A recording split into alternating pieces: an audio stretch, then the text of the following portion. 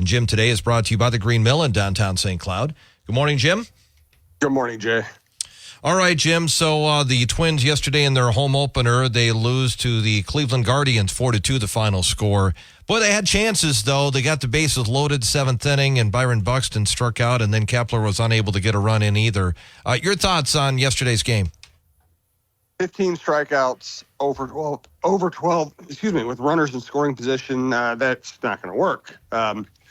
Now, big picture, over the course of a long season, there isn't much correlation between high strikeout rates and offensive failures. But with runners in scoring position, it's a little different. You got runners in scoring position, making contact can lead to good things. And they just didn't make contact when they had runners in scoring position. Some of them, it's not all one narrative. Listen, sometimes Cleveland just made great pitches. I mean, the pitch that they threw to Julian, just a big sweeping breaking pitch that barely caught the inside part of the corner at the knees. I mean, that's almost an unhittable pitch.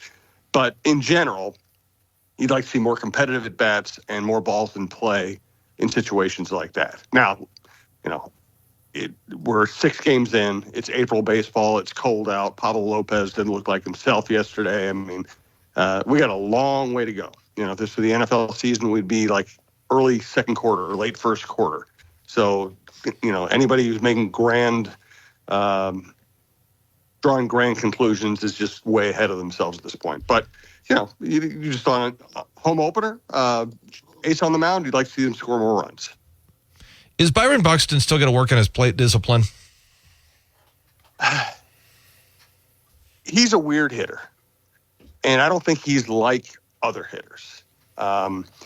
He's kind of a flow hitter, where, some guys, it's all about plate discipline. It's about getting the right pitch and the right count and working the count and, and drawing walks and being scientific about it. He is not a scientific hitter. He's a feel hitter.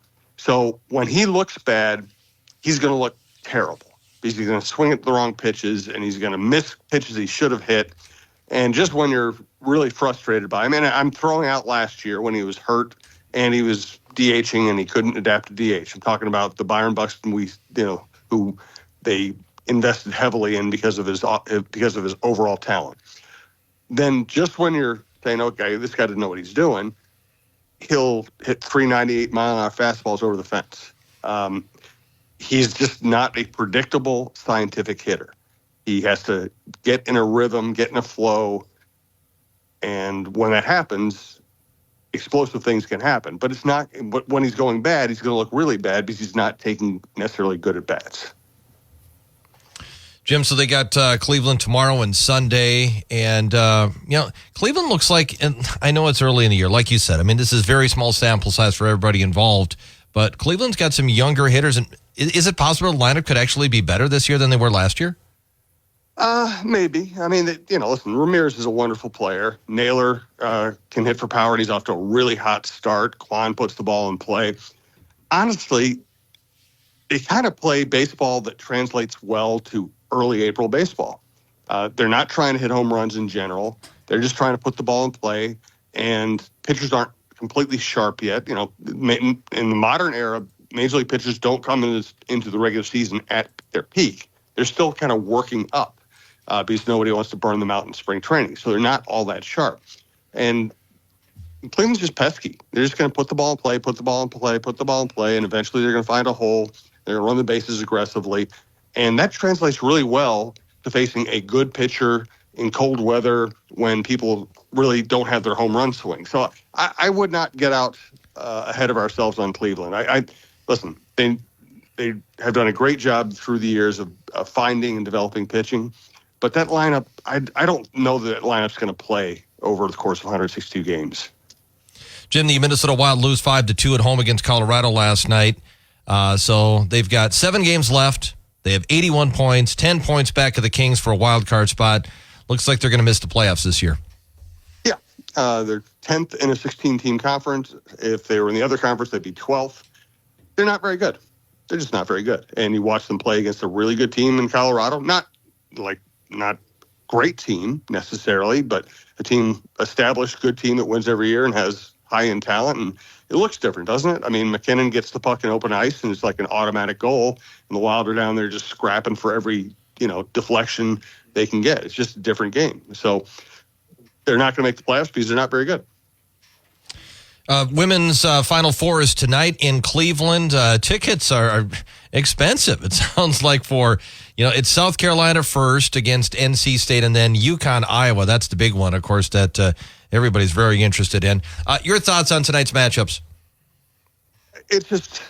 This has been a slow build for a long time. And in the Twin Cities, we saw it a little bit with the Lynx and a little bit with Whalen, but it felt like, the women had to be doing something absolutely spectacular to get the attention. Now it feels more like the wave has arrived, and people are realizing how good women's college basketball is, how good women's basketball is in general. Advertisers are realizing it. TV executives are realizing, hey, if we put this on TV and put it on main over-the-air broadcasts and make it accessible to people and actually cover it like it's a sport, like we would a men's sport, we can make a lot of money. We're finally seeing so much flows from money and what people are willing to invest in. One thing Cheryl Reeve has always told me that rings really true is when it comes to sports, men get the investment before they've done anything, if you look at the development of pro leagues, and women get the investment after they've done something. And that's what we're seeing. They built a great sport that is very popular, and now the investment is coming after. It should have come before, but they'll take it. Probably doesn't hurt that Caitlin Clark makes shots from half court, and you see highlights of that everywhere, and she does commercials everywhere. That can't hurt their exposure either. No, and you need stars, especially in basketball. You need stars. The NBA, when they've gone through little lulls without a superstar to market, the NBA suffered as well. You have to have stars in basketball. And in other sports, you can just put out a good team, or look like you know what you're doing, and people will buy in. Basketball, it's set up as a star vehicle, and with Clark, and not just Clark. Paige Beckers, Juju Watkins, Angel Reese, they're stars all over the game. Now, when somebody tunes in, they are seeing spectacular things, so they're going to come back. On the men's side for the Gophers, Dawson Garcia has indicated that he is going to return for another season for the Gophers, which Ben Johnson sounds like he's pretty excited about. And Johnson also mentioned that he left some money on the table. Do you think that was the case? I think that's true. I think he's a very good player. I'm sure he could have done what Jamison Battle, his buddy, did and go to Ohio State or someplace like that, and a place that generates more NIL money and made some money. I would not. Let's put it this way. I would not have blamed him if he had left. It's every individual's personal decision, but I do think it's kind of I think it's a cool story that he's staying, and him staying gives them a chance. And certainly if they can keep Cam Christie and maybe add another big guy or two, that they could be competitive in the Big Ten? I think so. And Johnson said basically, he put himself on the line. He said that he's going to have 4 starters back. Farrell Payne is the only one leaving. So he has 4 starters back. They're good players. He's got his point guard. He's got a shooting guard. He's got his rising star in Christie. He's got his vet in Dawson Garcia. Sounds like Parker Fox is going to come back. So, yeah, he needs... If you could add a center to that group, a good, functional, defensive-minded center to that group, I think they got a chance. Jim, the men's Final Four is tomorrow night, NC State versus Purdue, Alabama, UConn. Thoughts on those games?